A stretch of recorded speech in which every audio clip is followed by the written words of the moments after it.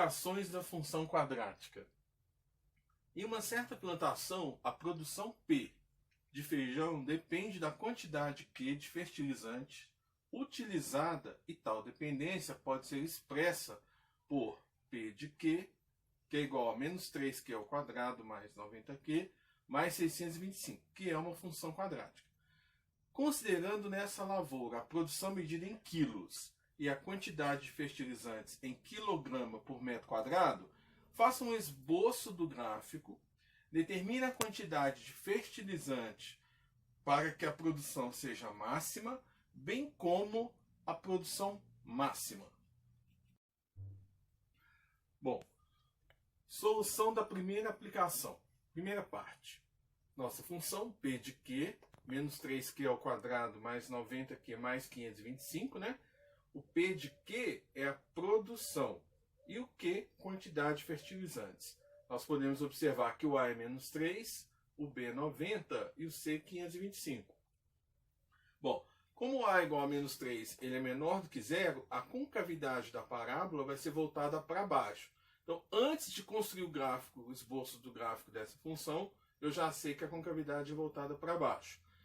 Onde a parábola corta o eixo y é onde Q igual a zero. A gente fala x igual a zero, mas nesse caso o nosso x vale Q. Então, onde Q igual a zero, né? Quando Q vale zero, se eu substituir Q igual a zero na função, eu vou achar P de zero igual a 525. Então, eu concluo que o C vale 525.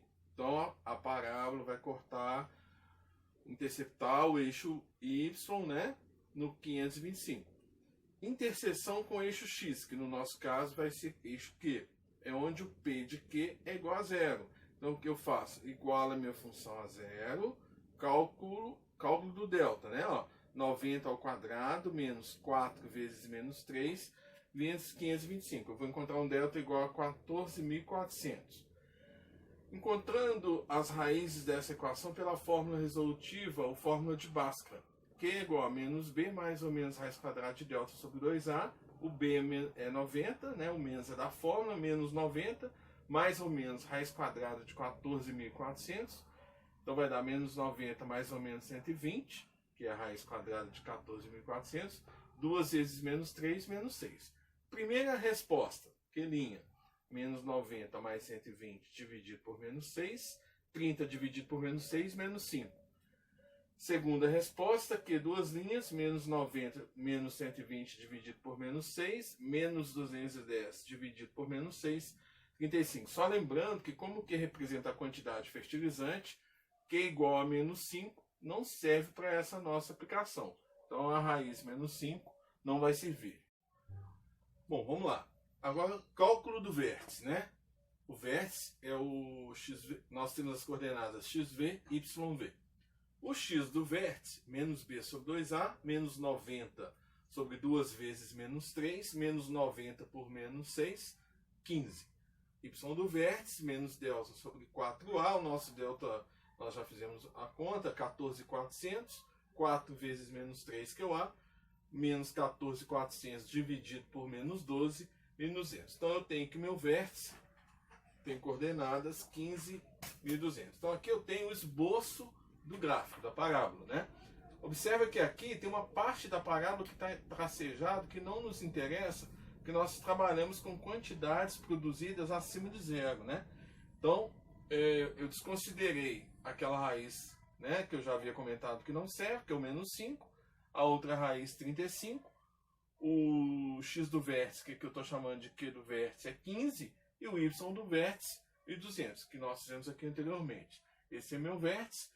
Esse eixo pontilhado, eixo de simetria, 525, valor de C. Como A é menor do que zero, a concavidade da parábola, nós já sabemos antes, era voltada para baixo.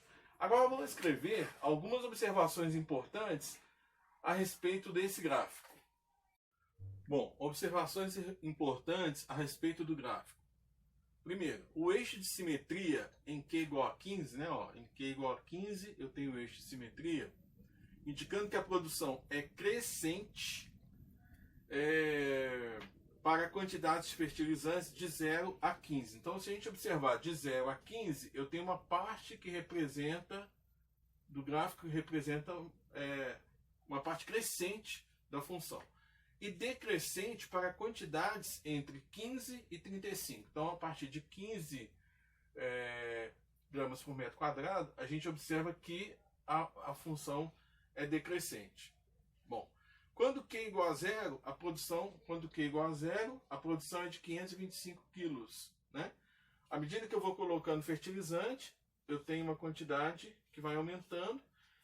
Só que quando Q igual a 35 gramas por metro quadrado, nós temos uma quantidade tão grande de fertilizante a ponto de prejudicar a planta, impedindo de produzir. A gente observa que aqui a quantidade produzida é zero. E que quando eu tenho 15 gramas por metro quadrado de fertilizante, eu vou ter a quantidade máxima produzida, que será 1.200.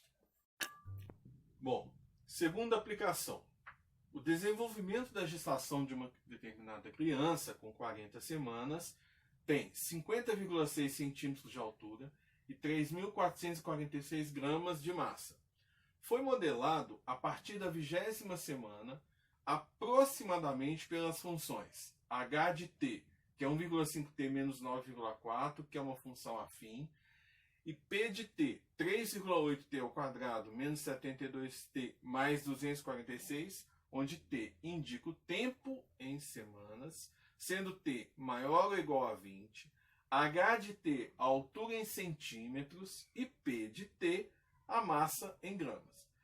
Admitindo o modelo matemático, determine quantos gramas tinha o feto quando a sua altura era 35,6 centímetros. Bom, solução. Nós sabemos que a altura da criança, dada em função do número de semanas, é 1,5t menos 9,4. Como foi falado que a criança tem 30,6 centímetros de altura, substituindo na lei da função, 30,6 igual a 1,5t menos 9,4.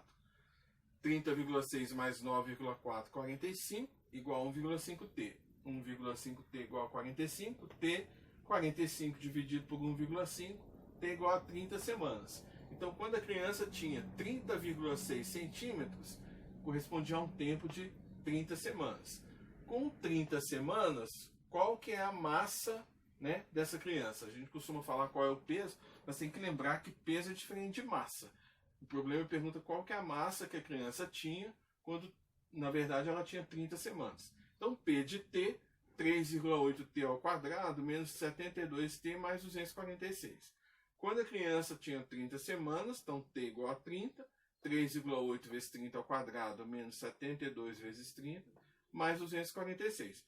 Fazendo essas contas, eu vou achar que a massa da criança no período de 30 semanas seria 1.506 gramas, né? Eu posso dizer também que é o mesmo que dizer 1,506 quilos, né? Em geral a gente trabalha mais com unidade de quilos. Tá aí.